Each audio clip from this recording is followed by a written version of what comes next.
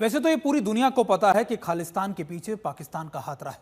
पाकिस्तान हमेशा अपने K2 plan पर काम करता है, यानी खालिस्तान और कश्मीर।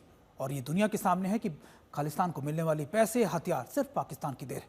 और अब अगली खबर का रुख करते हैं, जो पाकिस्तान के बलूचिस्तान से आ रही है, जहां बलूचिस्तान में आज़ादी की लड़ाई ने एक नया मोड़ ले लिया है।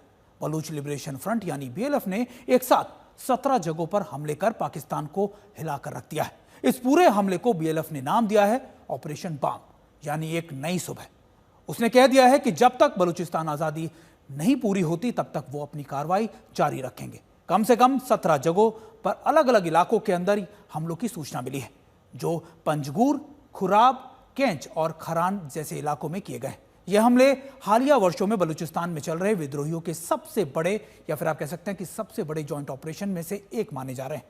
BLF के अनुसार ऑपरेशन बाम रणनीतिक तौर पर पूरी तैयारी के साथ किया गया अभियान है। इसका मकसद सैन्य ठिकानों, पुलिस चौकी और संचार ढांचे और प्रशासनिक केंद्रों को निशाना बनाना था, जिसमें वो पूरी तरीके से कामयाब भी हुए। दूसरी तरफ पाकिस्तान के आर्मी चीफ आसिफ मुनीर ने कल 27वीं कोर कमांड की एक मीटिंग में फिर से भारत के खिलाफ जहर उगला। वही वो बलूचिस्तान और खैबर पख्तूनवा के पाकिस्तानी सेना पर हुए हमलों के पीछे विदेशी हाथ होने का दावा कर वहां से भाग गए।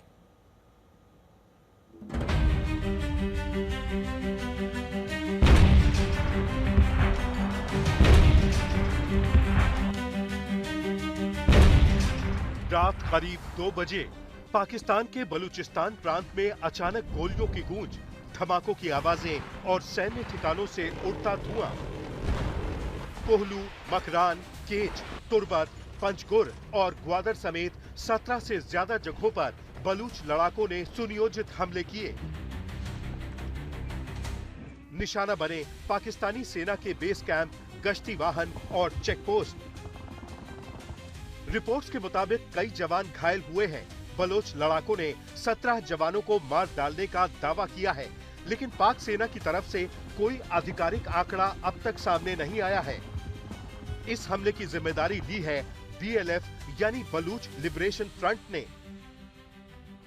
BLF प्रवक्ता मेजर ग्वाहराम बलोच ने टेलीग्राम पर एक लंबा बयान जारी कर कहा, ये सिर्फ एक हमला नहीं, ये बलूच मुक्ति संग्राम की नई सुबह है। ये भी कहा कि ऑपरेशन बाम बलूच बगावत की नई राह है। ये सिर्फ गोलियां नहीं थी, ये ऐलान था कि हम अब झुकेंगे नहीं।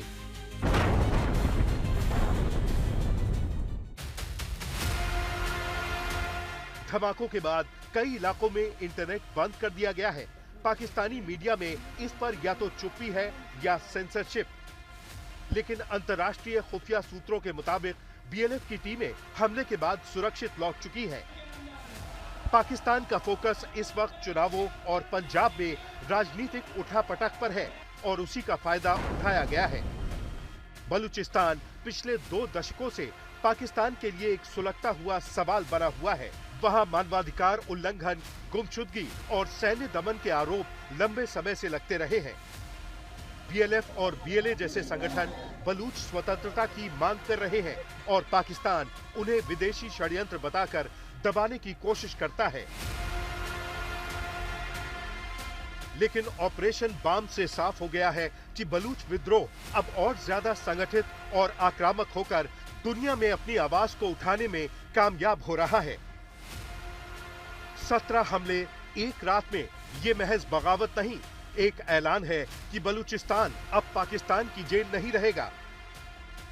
ऑपरेशन बाम ने सिर्फ दीवारें नहीं तोड़ी, इसने पाकिस्तानी फौज के उस घमंड को चूर कर दिया है कि वो अपनी ताकत के दम पर बलूचिस्तान के लोगों की आवाज को कुचल सकती है। आज तक ब्यूरो।